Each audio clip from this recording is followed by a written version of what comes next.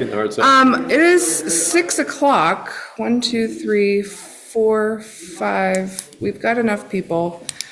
So I'm going to call this Barre City Development. Let's hit record first. It's on, it's recording. Yeah. Fantastic. It is 6 p.m., 6:01 to be exact, and I will call this Barre City Development Review Board to order this Thursday, June 4, 2026. DRB members present are myself, Sarah Hellman, Liz Turner, Colin Doolittle, Katrina Pelkey, Michelle Farnham, Jamie Bauer, and Krista Murray, and Philip Beck just arrived. Yay! On that note, Philip is a first time joining the DRB, so welcome. Welcome, Philip. We'll have to catch up afterwards. So the agenda is available online, and the meeting has been publicly posted. It's being recorded and subject to open meeting law and the DRB's rules of procedure. I would like to welcome the large crowd of people that we have joining us tonight, and remind anyone joining online, please remain muted until called upon to speak. The chat function should only be used for technical issues or difficulties. Whether you're online or in the room, please raise your hand to be recognized. Those in the room will be called upon to come speak in the microphone, so everyone on the recording can hear you. If you have any questions on process or procedure, please let me know and we can get that sorted. So adjustments to the agenda. Are there any adjustments to the agenda? Hearing none. That takes us to visitors and communications. Is there anyone here to speak to items that are not on the agenda tonight? No. Okay, hearing none. That brings us to old business. So the first item is the minutes from the February 5th hearing. I would entertain a motion to approve the minutes. I so move. Is there a second? I second. Moved by Katrina, second by Liz, to approve the minutes from February 5th. Any discussion? I know they were distributed sort of late, but if you had a chance to peruse through, any adjustments or discussion? Hearing none. All those in favor of approving the minutes from January 5, please say aye. Aye. Aye. Any opposed? And we have approved the minutes from February 5th. That brings us to the decision from the February 5th meeting.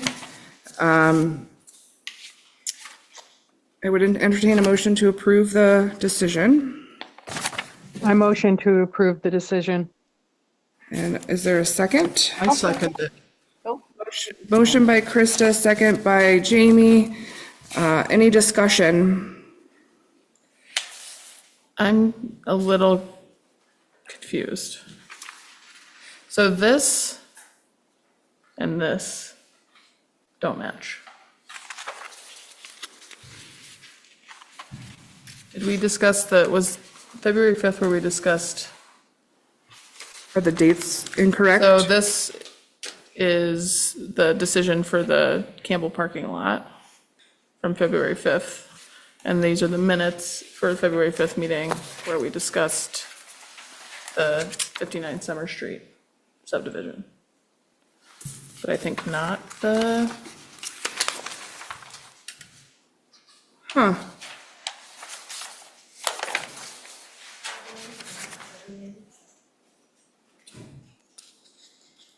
because I was present for this, but not for this. Right. So the minutes we just approved, Yeah. I have to look back at my calendar. Yeah, I think it was, these are the minutes for January 5th.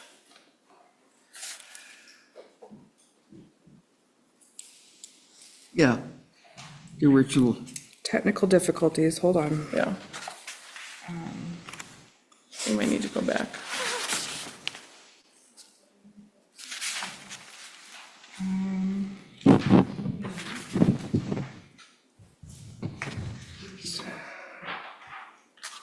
The-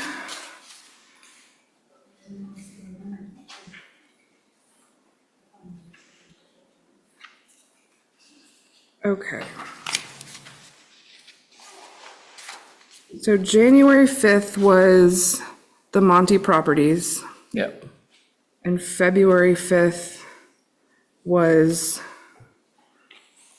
59 Summer, Yep. which is also, So these aren't the correct minutes. oh no, it wasn't 59 Summer, it was the parking lot, it was Zero Campbell. Yeah, So the minutes that we just looked at were from January. January. Yep. Yeah, because it Motion says to be approved by the, that's okay. It was a last minute, we need these things, and I think you probably just pulled the wrong ones. It's fine. So we can put the minutes from February on the next agenda for the next meeting to approve those minutes. That's fine. And then, so the decision we have is the correct decision. Yep. Do we need to move to rescind our approval of these minutes? I think we could probably do that, yeah. Okay. I move to rescind our approval of the February 5th minutes. Which are not actually February 5th minutes. Right. Is there a second? I'll second that. Motion by Liz, second by Colin. Any discussion? Does everyone understand what's happening? Okay. All those in favor of rescinding that decision, Say aye. say aye. Aye. Opposed? Okay. Human error, folks, it happens. Okay. Okay, thanks for noticing that, because, you know. So moving to now the minute, or the decision, excuse me, from the February meeting, which was for Zero Campbell parking lot. Do we have a motion? We had a motion, but let's redo it. A motion to approve the decision. Motion to approve the decision from February 5th about the Zero Campbell parking lot. Do I hear a second? I'll second I'll it. second. Motion by Liz, I'll do a second from Krista. Any discussion? All those in favor, say aye. Aye. Any opposed? Say nay. All right, that has been approved. The next item on old business is the decision, the final decision from January 5th, which is on here because it never got signed, and that's my fault. When we amended it to take, And we made some amendments when it was approved the first time, so I think this is just a procedural thing to approve the final decision.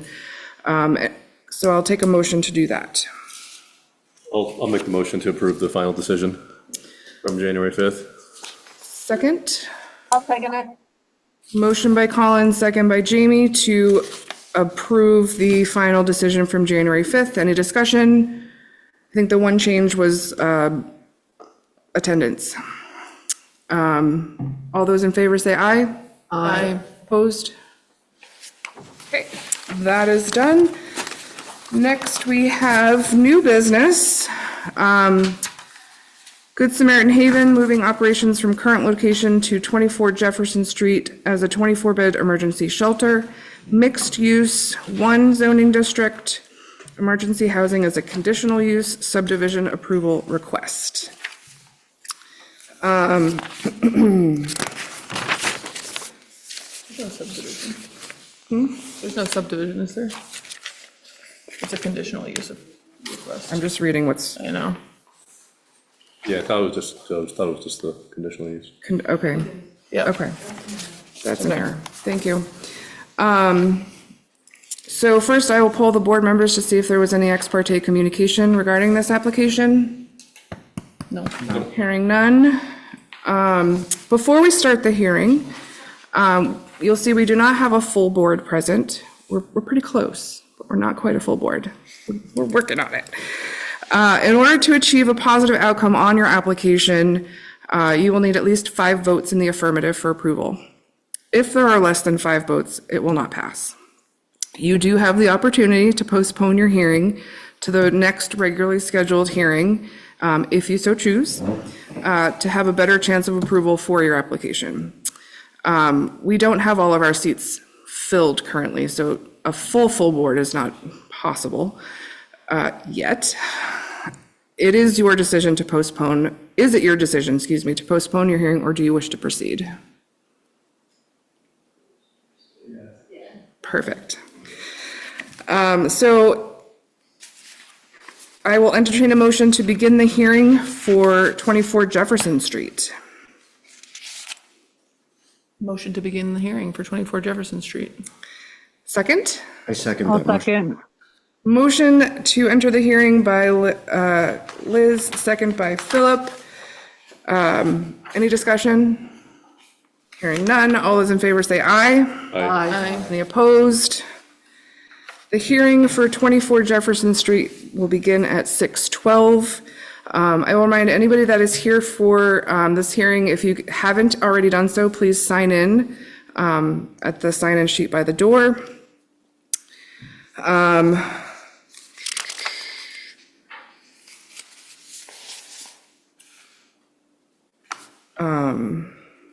Who will be speaking about this application? Come on forward. Is there anyone else that is planning to speak on the record for this application? Even if you're not up here at the moment? Okay, because we'll need to swear you all in. Is there anyone online that's planning to speak to this application? I don't see anyone jumping at that. If you could each state your name for the record. I'm Brian Lane Carness with Dubois & King. I'm the civil engineer for the project. Greg Montgomery with Also Studio Architecture, the architect for the project. Julie Bond, Executive Director at Good Samaritan Haven. Great. And if I could swear you in, if you could raise your right hand. Is the testimony you're about to give the truth, the whole truth, and nothing but the truth? Yes. Thank you. All right, so when you're ready, we have the materials that you provided, so if you want to go ahead and go over that and add anything to it that you like. Yeah, absolutely happy to. So the project is the redevelopment of the existing apartment house at 24 Jefferson Street into a 24-bed emergency shelter for Good Samaritan Haven. I'd say most of the project is interior renovation in order to convert from residential use to an emergency shelter use. In terms of site changes, there are a few. The existing front steps onto the porch of the building will be removed. The driveway will be reconstructed to create an accessible pathway from the street to the main building entrance. The main building entrance will be relocated to the right side of the building with a new accessible ramp. There will be new walkways around the right side and the rear of the building. The yard at the rear of the building will be enclosed in a vinyl privacy fence, which will extend down the right side of the building past the main entrance, not all the way to the street. There'll be the porch on the left side of the building will be demolished and replaced with a new small building addition plus a rebuilt section of porch. And in the rear of the property will be a new accessory building that will be used as a smoking shelter, along with a patio for a picnic table and the reconstruction of an existing failed retaining wall that spans the property line between 24 Jefferson Street property and the Barre Elks Lodge property next door. As we noted in the application, the Barre Elks Lodge has signed on to the application as a co-applicant. They're not here today, so we're representing their interest insofar as the reconstruction of the retaining wall a very slight relocation of their existing dumpsters to allow for a new site stairway that will provide access from the Elks Lodge parking lot up into the rear yard of the emergency shelter with a locked door that will be for staff only. I did just want to note a couple of things relative to the staff report. The staff report had a sort of summary of the proposed use, and there are some things in there that just need to be corrected. So the shelter will be a 24/7 shelter, so the guests of the shelter will not be required to leave during the day. And then it's a 90-day shelter program. So I just wanted to make sure that was clear in our application and on the record. Let me just review real quickly and see if there's anything else I need to know up front. Yeah, I think that's a good start, so I'm happy to take questions from the board. Yeah, anything else to add or to that? Not for me at the moment. Okay. I think just this project's an initiative to ensure that the folks that Good Samaritan serves can be more safely located or sited away from a floodway where the current shelter is located, as it abuts the floodway right now. And as an organization, we're trying to make a commitment to environmental justice to serve folks who are, ultra vulnerable individuals, to not further displace them or become an event of evacuation due to intense weather, which we've had to do a few times. So, just as an organization, really trying to commit to that. Thanks for adding that. We'll start with questions. Katrina? Oh, I get to start. Yeah. First of all, I want to say, I think this is a very impressive and thought out presentation. And certainly are a wonderful community resource, responding to needs of the community. That being said, picky-wise, looking at the structure, the exterior structure of the house, when you mentioned about egress, I was wondering about on the porch, the second floor down to the first floor steps. I assume that's for safety purposes. Will that be retained? No, that stairway on the front porch connecting the two levels is being removed, and that hole is being enclosed, so there will be no connection on the outside of the building, front porch. Okay. In terms of egress, the renovation of the building does trigger building code requirements, so all of the appropriate, number, length, and pathways of egress for safety are being provided with the renovated building. Good. Well, the ramp structure also provides entrance and egress. On the left side of the structure, there's also that third floor balcony, which I assume was probably something for a fire ladder to be dropped from.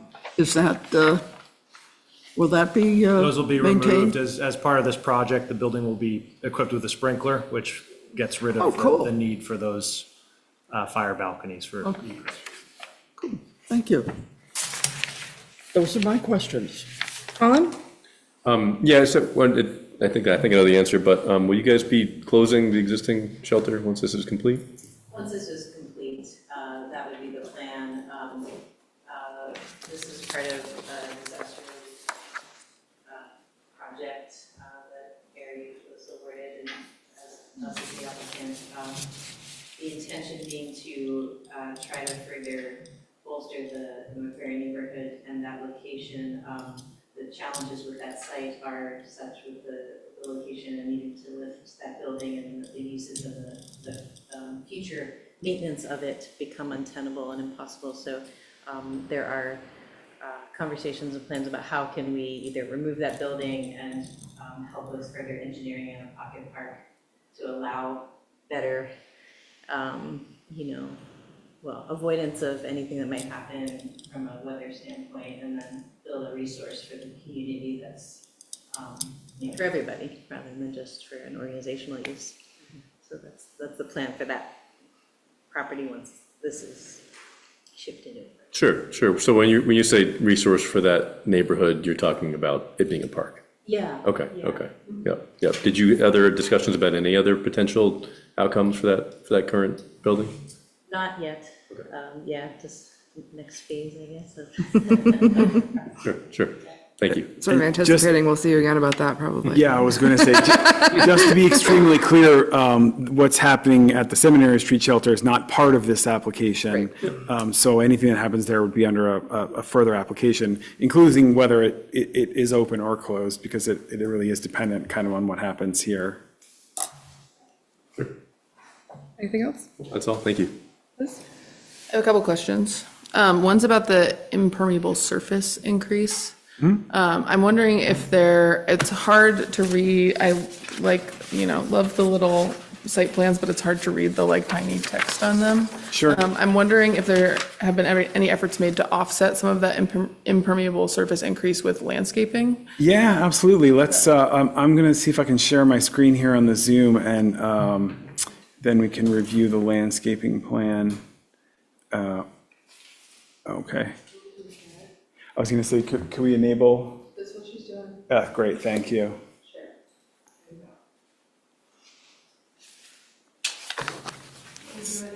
Let's give it a try. It still says sharing's not turned on. We can't see it online, at least I can't. It's not shared yet. Figuring out the technology. Share settings, I think. Yeah.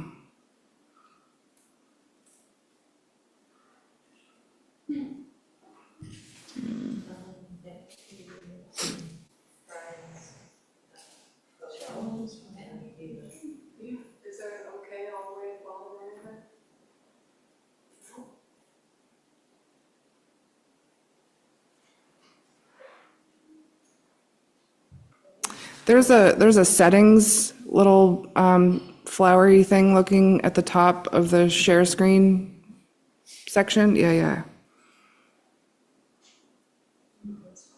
Oh, it looked promising.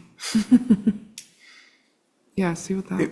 If it's not going to work out, I'm happy to verbally describe the landscaping as well. Yeah, I mean, I can see what it is. I just couldn't see if there were any of the, or the sort of general shape of it. I just couldn't see if any of the planned landscaping was specifically designed for stormwater capture. Yeah, absolutely. So there aren't any specific stormwater treatment practices on the site, just due to the small nature of the site, the size of the existing house, and the requirements needed on the site to make it a functional shelter and not have impacts on the wider community sort of outside of the property. But some of the increase in impervious in the back with the sidewalks and the smoking shelter is offset by the removal of the front walk up to the building, which is quite wide, actually. It's 8 or 9 feet wide. And then there's a significant increase in landscaping in the front. So that's going to provide additional area for stormwater infiltration, evapotranspiration through the plant roots. And the landscape architect for the project has specified a really robust soil rehabilitation, for lack of a better word. So in the whole front area, the landscape soil is supposed to be improved down to 2 feet below grade. So all of that creates a lot of sort of, I want to say, passive stormwater treatment more than anything, but it does balance out as much as we can the increased impervious in the back with improving the impervious condition and adding plants to the front. Okay, cool. My second question is about the driveway, so related. Yep. I'm just, I'm interested, the driveway modification plan seems great, but I'm wondering if it triggers the modification provision in the UDO, because you are gonna be adjusting the grade of the driveway, as I understand it. So if that would need to those plans would need to be submitted to I think in the UDO, it's to they basically just need to be run by Public Works to make sure there won't be additional drainage needs or whatever. I see. I'm not necessarily intimately familiar with the provision you're referencing, but essentially the driveway right now, so we're not proposing any changes in the right-of-way. We're not proposing any change to the width or length of the driveway. All we're doing is changing the grade of it. So right now, you come up the sidewalk and there's kind of a steep incline, and then it flattens out a little bit on the driveway. We're sort of shaving that hump off to create a slope that meets accessibility requirements for ADA, because as I said before, it's the only pathway from the street to the ramp leading into the building. So, it doesn't change anything about the drainage. It doesn't change anything about the width. It doesn't change anything about the sidewalk or the curb cut or anything in the right-of-way. So I wouldn't expect it would need approval from the Department of Public Works, but again, I'm not intimately familiar with the provision you're referencing. Okay, I think it's I could probably find it. I think it's whatever the like driveway, it's, where is it?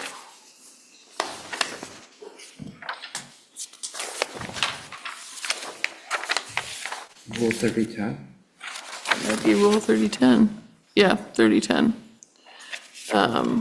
The like requirements of triggers are pretty minor. They're just like, it's just like running the plan by, so if it does trigger those provisions, I would expect it would just be like a minor condition on whatever the approval is, not a additional thing that you would need to do. Okay, my last question is about the accessory structure, the smoking shelter, which is again, just like me having trouble reading the tiny site plan. As I read the ordinance, even a sub 150 square foot or whatever it is, 120 square foot shelter still needs 4-foot setbacks from the side and rear property lines. And I just couldn't tell if those setbacks were. Yeah, we're providing 4 feet of Okay, setback. great. Yep. One last question. The MOU or the agreement between you all and the Elks Lodge for the retaining wall, I'm wondering if that also includes provisions for like ongoing maintenance, shared responsibility for ongoing maintenance. So that's not a document that has been developed to date. Okay. From a zoning perspective, they're on board with the project as a co-applicant. Yep. I'm honestly not sure what form that agreement may take or how formal or not it may be.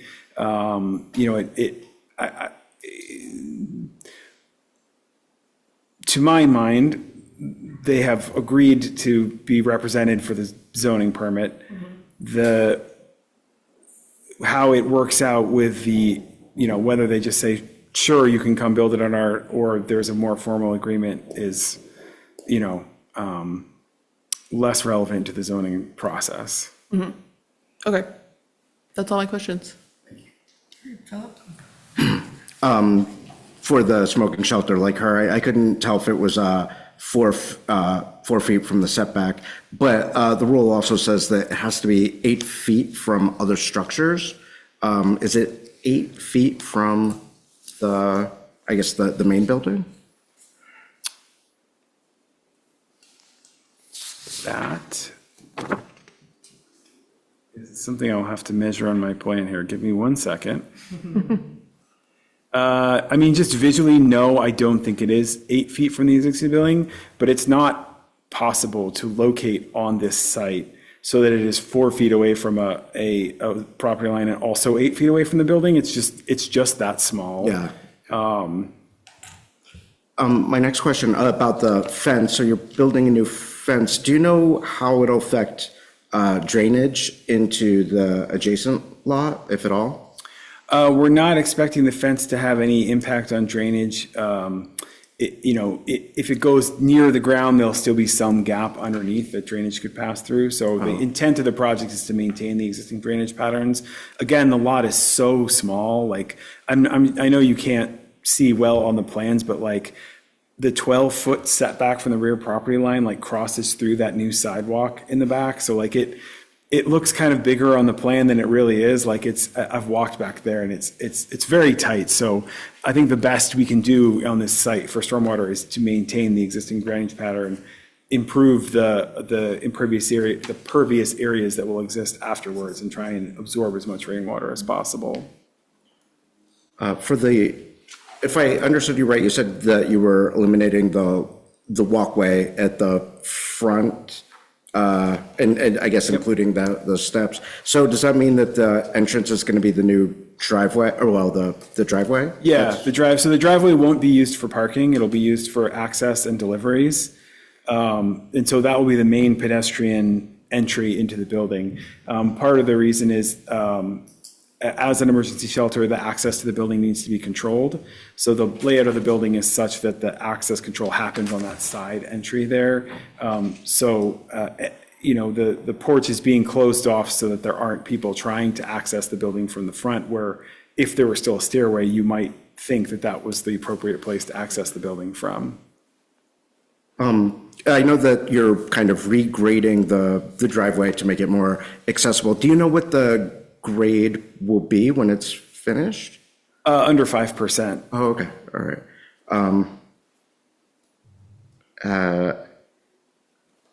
And do you know, I didn't see anything about needing approval from Public Works, and I know we just mentioned that. Are you aware of any need for Public Works approval for any part of this? As I said, there's no work in the right of way. I think one thing that might not be included in the DRB package was the sprinkler system, because that came along. We're still working through the design, really. And in fact, GSH hasn't purchased the property yet, so some of that design will happen later. But we will have to reach out to Public Works for approval for a new water connection for the sprinkler system. But we're well aware of that, and we're happy to work through it with them. They'll also need to issue water and sewer allocation for the project, so there'll be some increase in water and sewer demand, but it's not anything that would be unusual or trigger any particular concern that I would expect from the Department of Public Works. Thank you. We'll go to Jamie. Yes, thank you. My questions about egress have been answered, and most of my questions about the MOU Elks Club have been answered. The one thing I didn't see, and it might be on there, and it might be I just can't read it.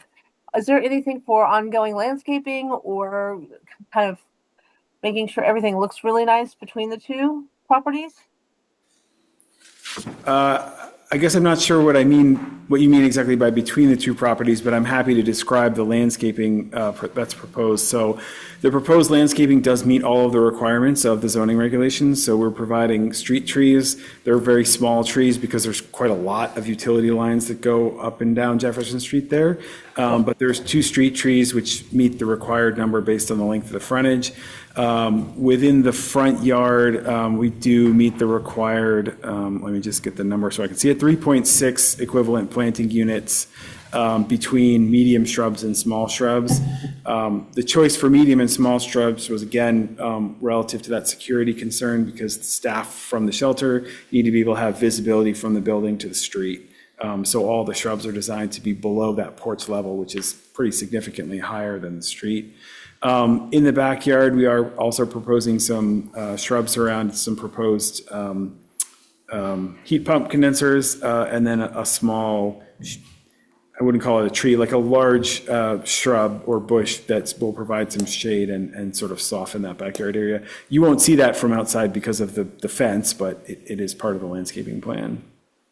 Thank you. The only other question I had is that you are not proposing any new signage, and I thought that your current Samaritan House did have at least a small sign.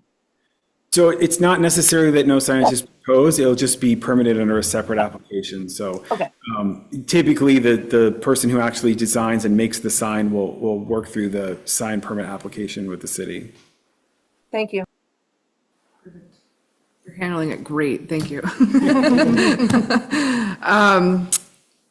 Krista. Everything that all my questions have pretty much been answered, so thank you. And Michelle?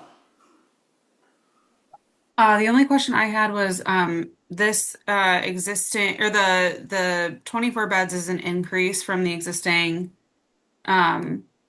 facility in Barre City currently? I think the original permitting for the shelter way back when was in the 20s or even higher than the 24 proposed, and I'm blanking right now on how many that is. We reduced the number that we typically have in the current shelter during the COVID era. So now we're proposing to increase our capacity just to address the need in the community. But it's not anywhere like way outside of the scope of what the original shelter census was. Okay, thank you. So you're saying initially it was higher and then due to COVID, it was lowered? Yeah.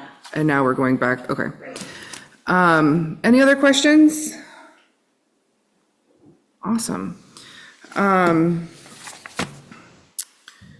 Is there, thanks for taking the, never mind. Thank you for your presentation. Absolutely. Before we move on, there are just a couple of other things I just wanted Sure. to point out briefly for the board. I just want to make sure the board is aware of our request for the reduction in the minimum parking requirements due to the availability of on-street parking. It's pretty well laid out in the application, but I just wanted to point that out. And then I had a couple of comments. There was some recommended conditions from the staff report that I just wanted to address briefly.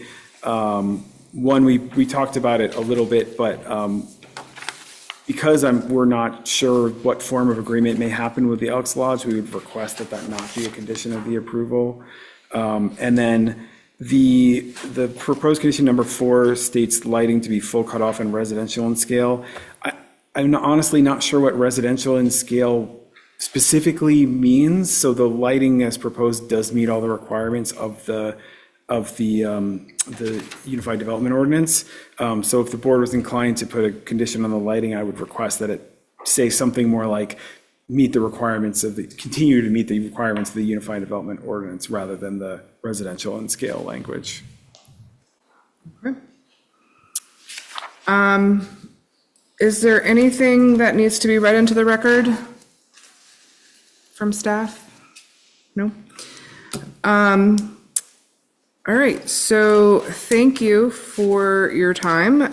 We hope to render a decision this evening. And you're welcome to call the permitting office administrator in the morning to hear of our decision, and a written decision will be issued within 2 weeks. If there's nothing further, I would entertain a motion to close this hearing. I move to close the meeting. Second? I'll second that. Oh. Motion by Philip, We can hold our hands second together. by Colin to close the hearing. Any discussion? All those in favor say aye. Aye. Any opposed? And the motion carries. So the hearing is closed at 6:38 PM. Thank you, everybody, for coming tonight. We're going to go into a deliberative session. Thank you. Great, thank you for your time. Have a great night. I hope it's still warm enough outside to enjoy the sun. That's not gonna be a concern for a little while here. Yeah, thank you. This is when we kick you out, Michael. See, if you were part of the board, you'd get to stay. Thank you for coming and checking us out. What a salesman. Thank you. I get thrown out. Yeah. It all sounds like a very viable plan, to be honest. The money for this is already been appropriated, there's more by our city. Yeah, and the purview of the board is more about where they're going to be outside of the zoning rules and how, like, if they're not, like he asked about the 8 feet from the building, and so that's the purview of the board. Where they get the funding and all that stuff is interesting to know, but it's outside of our purview. Just as a Oh, yeah. As a bedraggled Barre City. Yeah. I understand that for sure. Thanks for coming. Submit your application to the city manager, and we'd love to have you. No pressure. I would entertain a motion to enter into deliberative session and invite the permit administrator and, what's your title? Permit administrator and planning director. In Grand Dame, yeah. I'll make a motion to enter in deliberative session and invite the permanent administrator and planning director to join us. Second? I'll Second. second it. Motion by Colin, second by Liz. Is there any discussion? All those in favor, say aye. Aye. Opposed? All right, to let's stop it. pause the recording.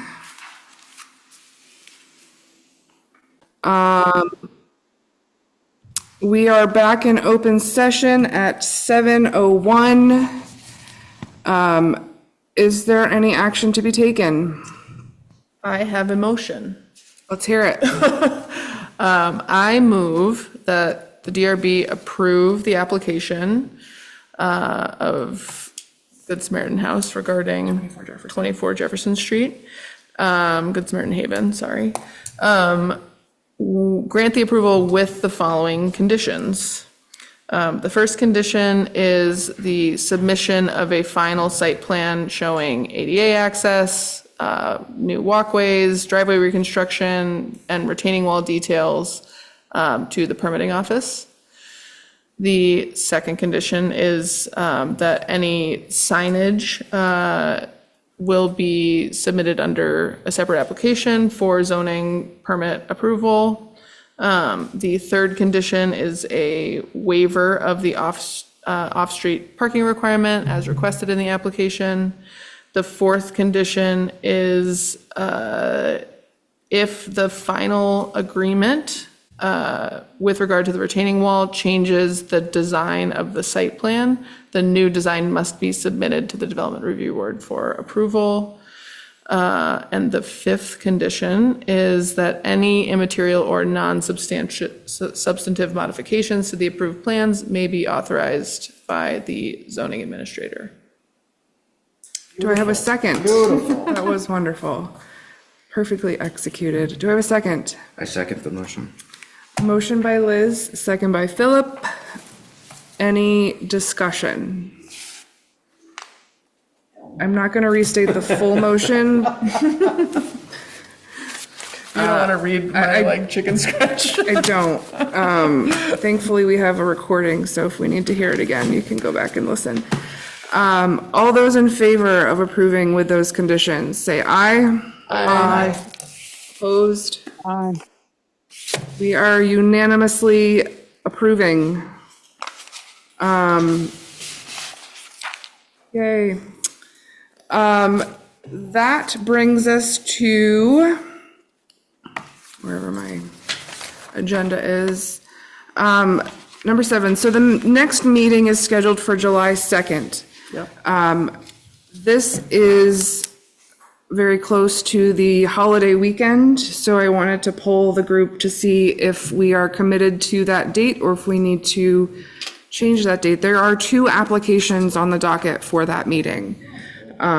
So it would be really great if we could, if not that date, find a date that we could commit to, so that we can get these applications heard and taken care of. So let's start with the I will question. not be able, oops, sorry, I was going to say I will not be able to attend that day. Okay. Jamie, are you available on the 2nd? Yes. Actually, let me get my checklist and I can just do this. Okay. All right, so Krista's a no, Jamie's a yes. Philip, I can attend on that day. okay, and Michelle, Sorry, I'm cross-referencing. I think I'm not available that day. okay. Liz, I can be here. I am available. You don't have to be available. Katrina? I will be available. Katrina will be available. So I have 1, 2, 3, 4, 5 yeses. So that's a that 5 is our quorum to even have a meeting. How do you guys feel? Should we pick a different date? If we could postpone it by a week, it would give us 1 week extra because we're considering 2 applications. You want some more preparation time? Whoa, I'm just saying the benefit of Now, the meeting date doesn't correlate when you get the materials, so. Where'd it go? I have a couple other. Yes. So the dates that I have available, I'll go slow. Monday, the 6th, Tuesday, the 7th, and Wednesday, the 8th. Let's start with that, all at 6 o'clock. Let's do this. Yes or no, are you available on Monday, the 6th? Krista? No. Michelle? Yes. Jamie? Yes. Philip? I'm not sure. I'm going to count that as a no. Okay. Liz? Yes. I am available. Yes, for me. That's still 5. Let's do the 7th, Tuesday, the 7th. Krista? No. Michelle? Yes. Jamie? Yes. Philip? Yes. Liz? Maybe. I'm available. I'm available. That's still 5. If we have 2 no's, then we gotta move on. Wednesday, the 8th. Krista? No. Michelle? Be a maybe. Yes. Jamie? No. Okay, let's see, Monday, the 13th. What about the 8th? We just did the 8th. Oh, we did the 8th already? Okay, never mind. Monday, the 13th. Jamie? I'm looking right now. I'm going to say yes. Okay, Michelle? Yes. Krista? Yes. Oh, I'm in the wrong month. Monday, the 13th, yes. Yes, I'm Yes? available. Yes. Wait, did I get everybody online? Jamie, Michelle, and Krista, you all said yes. Yeah, they did. Yes? Yes? Yes. Yes! We have A date. we have a date. Monday, the 13th.